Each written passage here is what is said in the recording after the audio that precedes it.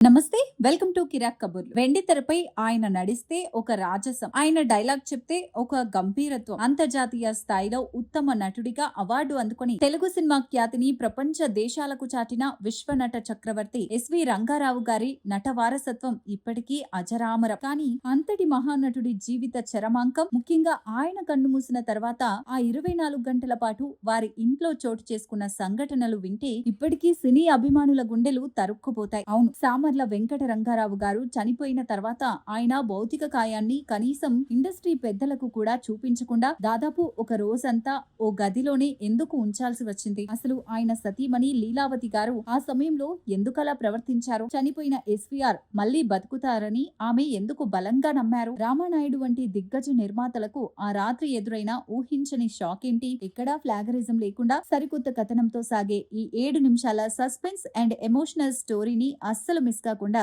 చివరి దాకా చూడండి. తెలుగు చిత్రసీమ చరిత్రలో ఎస్వి రంగారావు గారి స్థానం ఎవరికీ అంతనంత ఎత్తులో ఉంది. నర్తనశాల చిత్రంలో కీచకుడిగా ఆయన పలికించిన హావభావాలకు జాకర్తా ఇంటర్నేషనల్ ఫిలిం ఫెస్టివల్లో ఉత్తమ నటుడి అవార్డులు దక్కాయి. అంతటి అంతర్జాతీయ గుర్తింపు తెచ్చుకున్న ఏకైక భారతీయ నటుడు ఆయనే కావడం విశేషం. అయితే తెరపై ఎంత గంభీరంగా ఉన్నా, విలక్షణంగా కనిపించినా నిజ జీవితంలో ఎస్వీఆర్ చాలా సున్నితమైన మనస్తత్వం కలిగిన వారని ఇండస్ట్రీ పెద్దలు చెబుతుంటారు. చివరి రోజుల్లో ఆయన తీవ్రమైన అనారోగ్య సమస్యలతో ఇబ్బంది పడ్డారు. ఒకానొక దశలో షూటింగ్ సమయంలోనే గుండెపోటు రావడంతో ఉస్మానియా ఆసుపత్రిలో చికిత్స పొందారు. వైద్యులు ఖచ్చితంగా విశ్రాంతి తీసుకోమని హెచ్చరించినా ఆయన వినలేదు. తన ఆరోగ్యం కంటే కూడా సినిమానే ప్రాణంగా భావించారు ఎస్వీఆర్. యశోదా కృష్ణ సినిమాలో తాను నటిస్తున్న కంసుడి పాత్రను ఎలాగైనా పూర్తి చేయాలనే పట్టుదలతో ఆయన వెనక్కి తగ్గలేదు. ఆ సినిమా షూటింగ్ షెడ్యూల్ పూర్తయిన తర్వాతే అమెరికా వెళ్లి బైపాస్ సర్జరీ చేయించుకుంటానని తన పిల్లలకు మాట ఇచ్చారు.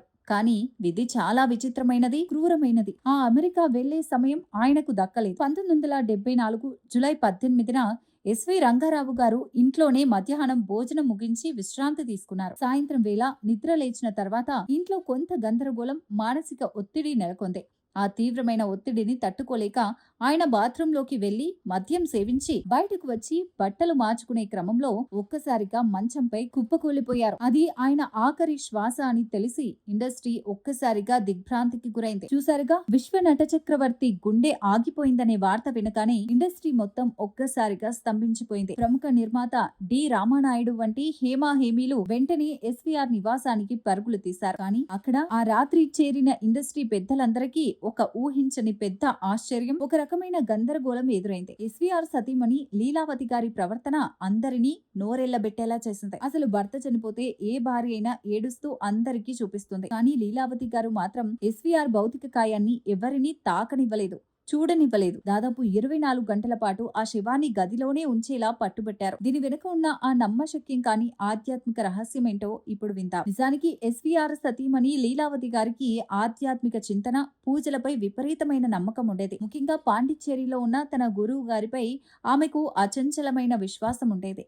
ఆ గురువు గారికి చనిపోయిన వారిని సైతం తిరిగి బతికించే శక్తులు ఉన్నాయని ఆమె బలంగా నమ్మారు. అందుకే ఆ గురువు గారు పాండిచ్చేరి నుంచి వస్తే తన భర్త ఎస్వీఆర్ మళ్లీ లేచి కూర్చుంటారనే ఒక పెద్ద భ్రమలో ఆమె ఉండిపోయారు. ఆ నమ్మకంతోనే దాదాపు 24 గంటల పాటు ఎవరిని ఎస్వీఆర్ భౌతిక కాయాన్ని చూడనివ్వకుండా అడ్డుకున్నారు. చివరకు ఎంత ప్రయత్నించినా ఆ గురువు గారితో ఫోన్ సంప్రదింపులు సాధ్యం కాకపోవడంతో ఇండస్ట్రీ పెద్దలు నచ్చజెప్పగా వాస్తవాన్ని గ్రహించి ఎస్వీఆర్ పార్థివ దేహాన్ని కిందికి తీసుకువచ్చేందుకు ఆమె అంగీకరించారు. ఆ తర్వాత చెన్నైలోని కన్నిమ్మపేట శ్మశాన వాటికలో ఎస్వి రంగారావు గారి అంత్యక్రియలు జరిగాయి. ఆ సమయంలో తమిళ నటి దిగ్గజం శివాజీ గణేశన్, మహానటి వాణిశ్రీ వంటి స్టార్స్ ఆయనను ఆఖరిసారిగా చూసి కన్నీటి పర్యంతమయ్యారు. తెలుగు సినిమా చరిత్రలో ఎస్వి రంగారావు లాంటి నటుడు మళ్లీ పుట్టలేరనేది ఒక నగ్న సత్యం. ఆయన భౌతికంగా మన మధ్య లేకపోయినా ఘటోత్కచుడిగా, రావణాసురుడిగా, కంసుడిగా, మాయాబజార్లో ఆయన పోషించిన అమర పాత్రలు నేటికి రేపటికి రాబోయే తరాల నటులందరికీ ఒక నిఘంటువులా,